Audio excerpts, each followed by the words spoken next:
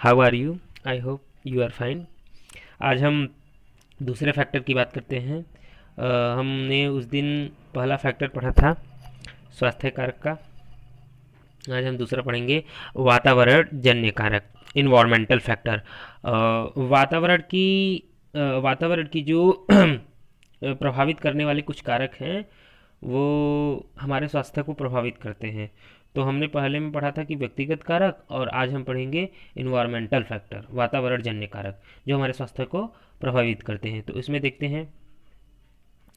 हैं वातावरण का भी हमारे स्वास्थ्य पर गहरा प्रभाव पड़ता है। वातावरण का भी हमारे स्वास्थ्य पर गहरा प्रभाव पड़ता है। और वातावरण जन्य कारकों में हम और हमारा निवेश, वातावरण जन्य कारकों में कौन कौन आएंगे? हम और हमारा निवेश। हम और हमारा निवेश करने का मतलब कि अगर हम प्रभावित हो रहे हैं उस कारक से तो वो हम हुए, और बाकी चीज़ें हमको छोड़कर सारी चीज़ें जो हैं वो परिवेश हुआ हमारा।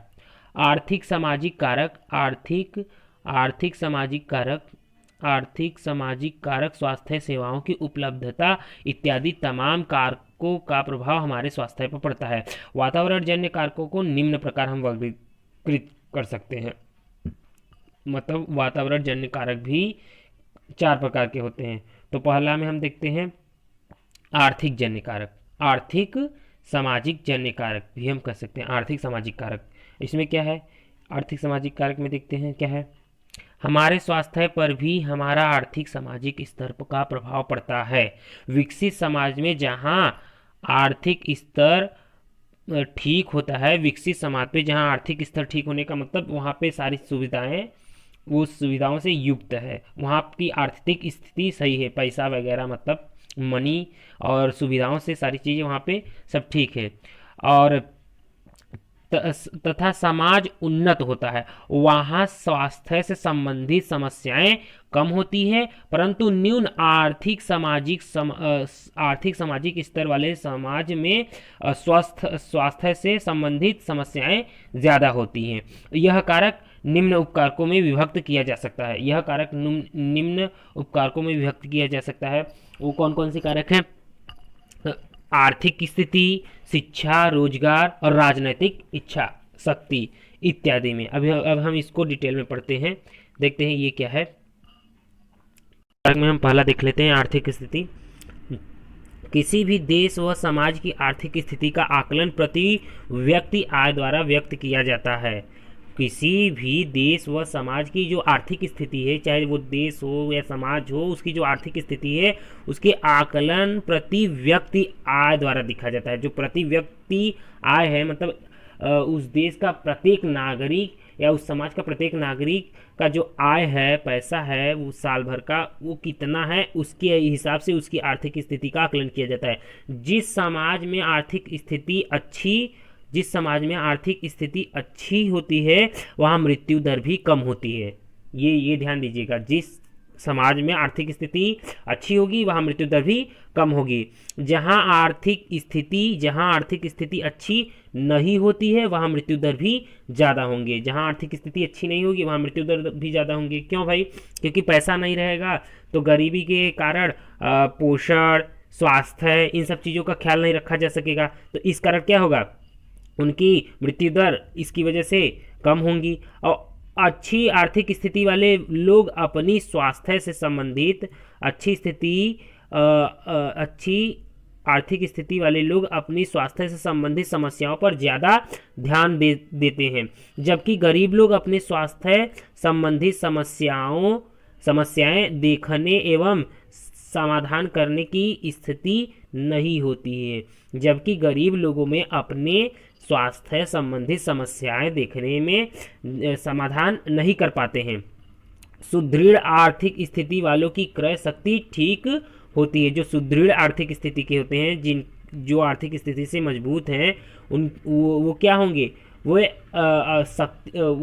अपनी जो स्वास्थ्य है वो सही होंगे, उनकी स्वास्थ्य सही होंगे क्योंकि वो उनका अपने स्वास्थ्य का ख्याल रखते हैं। सुदृढ़ आर्थिक स्थिति वालों की क्रय शक्ति ठीक होती है, उनकी जो पैसा होगी वो ठीक होगी, और जिससे जीवन स्तर एवं रहन सहन उन्नत होता है। फलतः बीमारियां कम होती हैं, और बीमारियां भी क्या होंगी? कम होंगी। पर आजकल एक विपरीत स्थिति भी उत्पन्न हो गई है। आर्थिक स्थिति सुदृढ़ होने वाले लोगों में मोटापा, इसका अपवाद के रूप में बताया जा रहा है। अपवाद के रूप में क्या बोला जा रहा है? आर्थिक स्थिति सुदृढ़ होने वाले लोगों में मोटापा, हृदय रोग, मधुमेह इत्यादि बीमारियां आकलन बढ़ गई हैं। इत्यादि जो बीमारियां हैं वो आकलन में बढ़ गई है। भले बहुत ढेर सारा पैसा है, वो आर्थिक स्थिति से बहुत मजबूत हैं, परंतु क्या कहते हैं, वो कोई ना कोई परमानेंटली बीमारी लेके घूम रहे हैं। परमानेंटली और टेम्पोररी दो प्रकार की जो रोग होते हैं, जो बीमारियां होती हैं, वो दो प्रकार के होते हैं, एक तो परमानेंटली और एक टेम्पोररीली। परमानेंटली कैसा होता है? ऐसा बीमारी जो लाइफ टाइम तक रहे, उसको परमानेंटली बीमारी हम कर सकते हैं। और टेम्पोररी जो 1 2 दिन 3 दिन रहे फिर अपना वो चला जाए, तो वो बीमारी हम टेम्पोररी कहते हैं। जैसे सर्दी, खांसी, बुखार, ये सब चीज़ें, तो ये टेम्पोररी बीमारियां हो गई। और ये सब तो परमानेंटली बीमारी हो गई। मोटापा, हृदय रोग, मधुमेह इत्यादि बीमारियां आकलन में बढ़ जाती हैं। और इन बीमारियों का मुख्य कारण शारीरिक श्रम की कमी। शारीरिक श्रम की कमी के मतलब जो हमारा बॉडी है वो कम मेहनत कर रहा है, परिश्रम कम कर रहा है, इसकी वजह से ये सब बीमारियां क्या होती है, देखने को मिलती है। जैसे कौन कौन सी बीमारी है? पैदल न चलना, सदैव आराम में रहना, उच्च ऊर्जा युक्त भोजन इत्यादि के साथ फास्ट फूड के बढ़ते प्रचलन ने हमारी जो जीवन शैली है बदल दी है, और जिसके कारण इस प्रकार की बीमारियां होने लगी हैं। ये कारण है ये सब बीमारियां उत्पन्न करने के। मतलब आर्थिक श्रम हम नहीं कर रहे हैं, जैसे कि पैदल न चलना, सदैव आराम में रहना, हरदम सोचते हैं कि मेरी बॉडी कोई काम ना करना पड़े, आराम में रहे, सोते रहना है। उच्च ऊर्जा युक्त भोजन करना, बहुत ज़्यादा फास्ट फूड। आजकल कोई भी चीज़ चाहिए, फटाक से दुकान में पैकेट का बिस्किट ले लें, नमकीन ले लें, ये ले लें, टॉफ़ी ले लें, ये सब खाया जा रहा है। तो कहाँ जाएंगी वे सब? तो यही सब है इसके कारण। तो अब बहुत सी बीमारियां हमारे व्यक्तिगत साफ सफाई ठीक से न होने से उत्पन्न होती है। बहुत सी ऐसी बीमारियां हैं जो हमारे व्यक्तिगत साफ सफाई न करने से भी होती हैं। जैसे दांतों को ठीक से सफाई न करने से दांतों में पायरिया का प्रकोप तथा दांतों का असमय क्षय होना। दांतों का असमय क्षय होना का मतलब अभी एज नहीं है दांत का टूटना का, सड़ने का, लेकिन क्या हो गया। तो इसका कारण क्या है? हमारा कहीं खान पान और साफ सफाई का कारण है, हम कहीं न कहीं उसका ख्याल नहीं किए हैं, इसके कारण है। ठीक से स्नान न करने से त्वचा संबंधित बीमारियां, कपड़ों की साफ सफाई न करने से, नाखूनों को न काटने, शौच के बाद हाथों की सफाई ठीक से न करने से इत्यादि कई बीमारियां हैं। बीमारियां हो सकती हैं। ये सब बीमारियां क्या हो सकती हैं। और तथा भोजन को ठीक से ढककर न रखने से भोजन प्रदूषित हो जाता है। वो क्या हो जाएगा? दूषित हो जाएगा। मक्खियाँ, वायरस, बैक्टीरिया तमाम वायु में उड़ रहे हैं। अगर आप भोजन को नहीं ढके हुए हैं तो इस तरीके से वो इन्फेक्टेड हो गया, प्रदूषित हो जाएगा, वायरस बैक्टीरिया से इन्फेक्टेड हो जाएगा। और स्वस्थ रहने के लिए हमें नियमित दिनचर्या बनाना चाहिए। अगर हम चाहते हैं कि स्वस्थ रहें तो उसके लिए एक नियमित दिनचर्या होना चाहिए। प्रातः जल्दी उठकर प्रातः जल्दी उठकर नित्य कर्म से निवृत्त होकर प्रातः भ्रमण, व्यायाम, योग इत्यादि के पश्चात स्नान, ध्यान करना चाहिए। आहोल्य एवं मादक पदार्थों के सेवन से बचना चाहिए। आहोल्य एवं मादक पदार्थों के बचने का मतलब कि अल्कोहल जो है, अल्कोहल एवं मादक पदार्थों से हमें क्या करना चाहिए? बचना चाहिए। अल्कोहल जैसे कि आजकल क्या है, ये पीना, हीरोइन, बियर, दारू, ये सब क्या है, सब बहुत ज़्यादा सेवन कर रहे हैं इन सब चीज़ों का। और यहाँ तक कि पेप्सी, ठंडा, ये सब भी नुकसानदायक है हमारे बॉडी के लिए। इसको आपको समझना पड़ेगा। और आजकल के लोग क्या हैं, 12-12 बजे रात तक फ़ोन चलाएंगे, मतलब 12-12 बजे रात तक, 1 बजे 2 बजे तक जागते रहेंगे, और फिर सुबह कै बजे उठेंगे? 9 बजे, 10 बजे, 11 बजे। आजकल के स्टूडेंट की मैं ये बात बता रहा हूँ, पहले लोगों की बात नहीं बता रहा हूँ। आजकल के स्टूडेंट यही काम करते हैं, जबकि ये सब गलत है, इनके स्वास्थ्य के लिए ही हानिकारक है।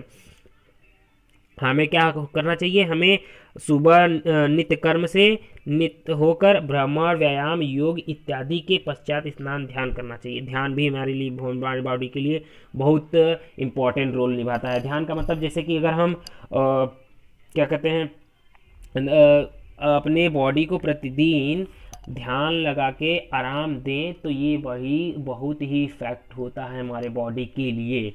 मतलब बिना कुछ सोचे समझे बस आंख बंद करके थोड़ा सा ध्यान करना है कुछ मिनट्स, ये हमारे बॉडी के लिए बहुत ही लाभदायक होता है।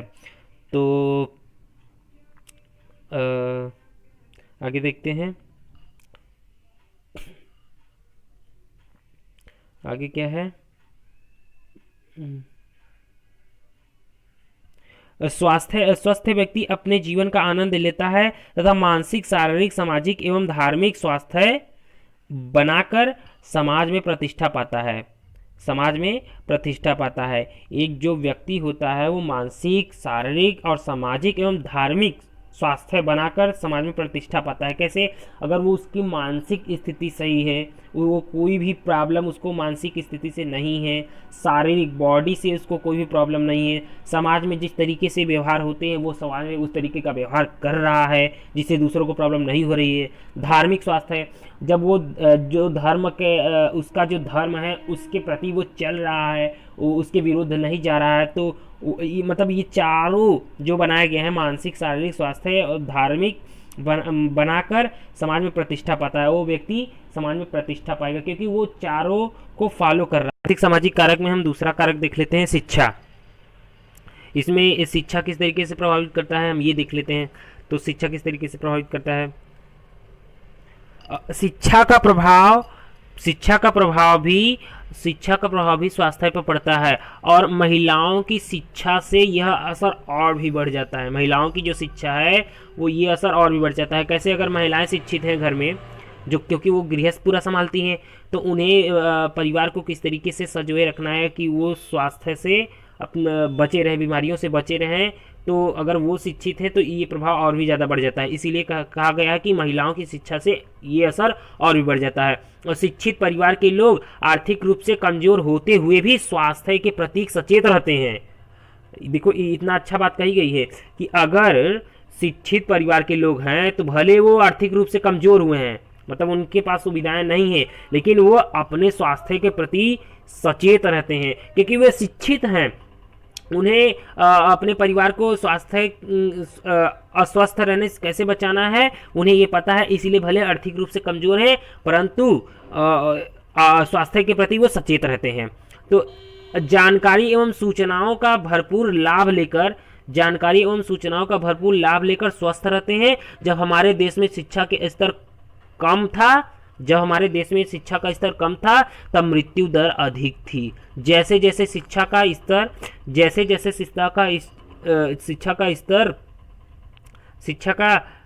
स्तर प्रचार प्रसार हुआ, मृत्यु दर एवं जन्म दर में गिरावट आ गई।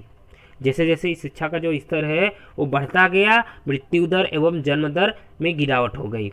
और अतः शिक्षा से भी स्वास्थ्य पर असर पड़ता है और शिक्षा से भी क्या होता है, हमारे स्वास्थ्य पर प्रभाव पड़ता है। यही क्या हुआ, यही प्रूफ हो गया कि शिक्षा से हमारे स्वास्थ्य पर प्रभाव पड़ता है। गरीबी एवं अशिक्षा के कारण ग्रामीण क्षेत्रों में आज भी बहुत सारी समस्याएं हैं। गरीबी एवं अशिक्षा के कारण ग्रामीण क्षेत्रों में जो गांव होते हैं उनमें अशिक्षा के कारण क्या होता है, आज भी बहुत सारी समस्याएं हैं स्वास्थ्य को लेकर, जिनके कारण लोग जूझ रहे हैं। और वहीं शिक्षित लोग स्वास्थ्य सेवाओं का लाभ लेकर स्वस्थ जीवन यापन कर रहे हैं। चाहे वो ग्रामीण हो चाहे शहरी हो, अगर वो शिक्षित हैं तो अपने स्वास्थ्य की सेवाओं का लाभ लेकर स्वस्थ जीवन यापन कर रहे हैं। ये हमारा दूसरा कारक था आर्थिक सामाजिक कारक में। पहला आर्थिक कारक स्थिति था, दूसरा शिक्षा है और तीसरा हम देख लेते हैं। तीसरा हमारा है रोजगार। इसमें रोजगार, तीसरा आर्थिक सामाजिक कारक में तीसरा है रोजगार। इसको किस तरीके से हमारे स्वास्थ्य को किस तरीके से प्रभावित कर रहा है देखते हैं। तो रोजगार प्राप्त रोजगार प्राप्त व्यक्ति उत्पादक जीवन जीता है। जो रोजगार प्राप्त किया हुआ है व्यक्ति, वो अपना जीवन क्या करता है, वो चिंता मुक्त रहता है, वो उसका जीवन जो है चिंता मुक्त रहता है और उत्पादक जीवन जीता है। बेरोजगार व्यक्ति वहीं बेरोजगार व्यक्ति क्या होता है, जो बेरोजगार व्यक्ति है वो जीवन यापन के साधन न होने से सदैव चिंता में रहता है। वो उसके पास क्या होती है, चिंता बनी रहती है। अतः चिंता के कारण उसका स्वास्थ्य भी खराब होने लगता है। उसका चिंता के कारण उसका स्वास्थ्य जो है वो खराब होने लगता है।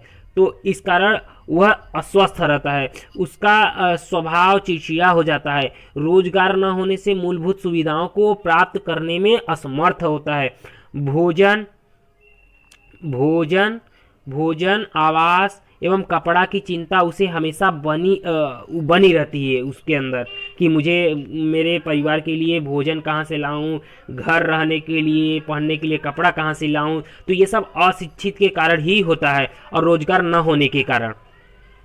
तो सुबह भोजन मिला तो शाम की चिंता, सुबह अगर भोजन मिल गया तो शाम की चिंता है, शाम को भोजन है तो प्रातः की चिंता बनी रहती है। अतः वह व्यक्ति या समाज अपने जीवन में आनंद नहीं ले पाता और क्या कहते हैं, असमय बुढ़ापा तथा बीमारियों का शिकार हो जाता है, शिकार हो जाता है। ये रोजगार न होने के कारण होता है। लेकिन एक व्यक्ति जो रोजगार है, उसके पास रोजगार है तो वो अपना जीवन यापन करता है चिंता मुक्त।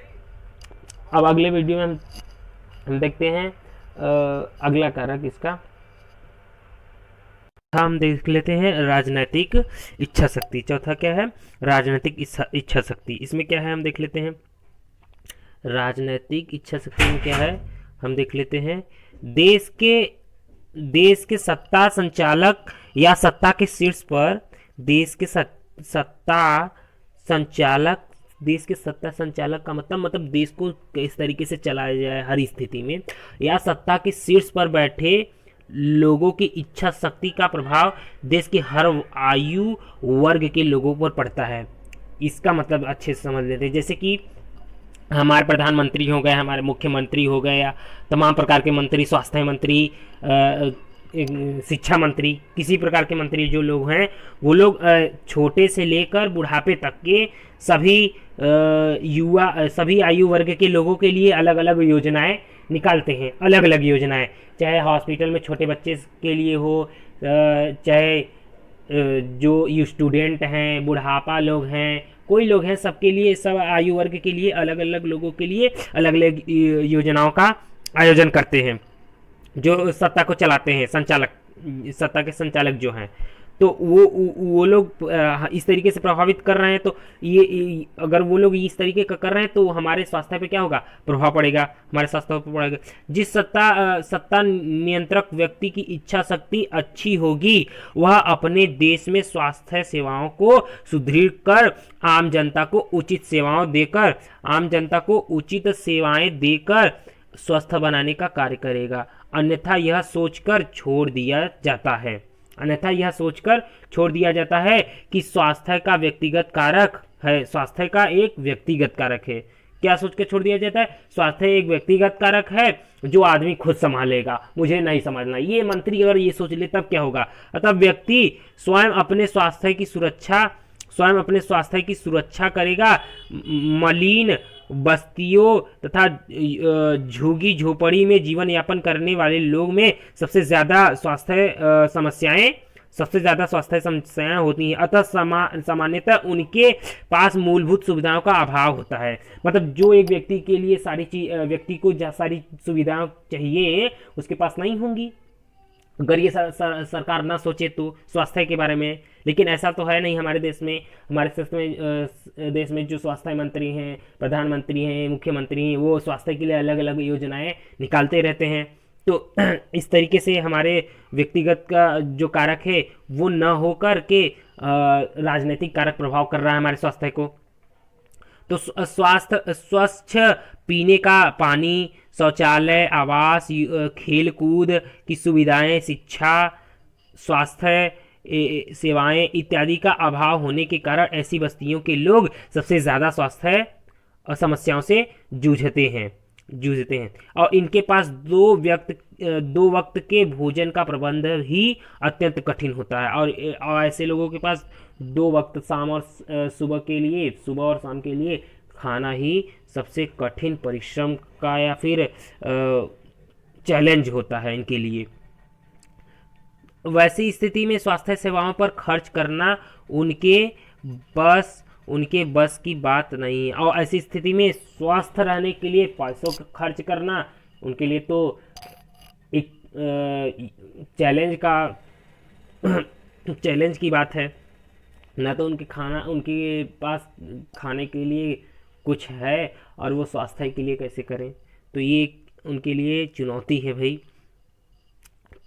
दृढ़ इच्छा शक्ति का सत्ता संचालक मलिन बस्तियों के निवासियों को उचित आवास, स्वच्छ जल, पेयजल, मल मतलब नाली, समुचित अव्ययन की व्यवस्था, प्रकाश की व्यवस्था के साथ उचित शिक्षा की व्यवस्था हेतु स्कूल कॉलेज की स्थापना, कर मलिन बस्ती वालों को वे सभी आवश्यकताओं की पूर्ति कर उनके जीवन स्तर को उठा सकते हैं। अतः राजनैतिक इच्छा शक्ति के अभाव में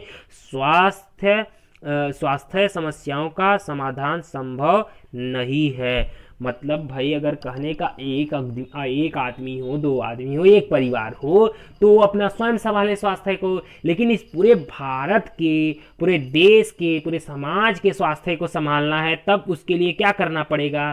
तब तो उसके लिए कहीं ना कहीं किसी सत्ता संचालक की जरूरत होगी। और उस सत्ता संचालक के ऊपर डिपेंड करता है कि वो अपने देश के लोगों को, समाज के लोग को किस तरीके से स्वस्थ रहने का निर्णय लेता है। अब आज के लिए इतना ही। अब अगले वीडियो में हम मिलेंगे।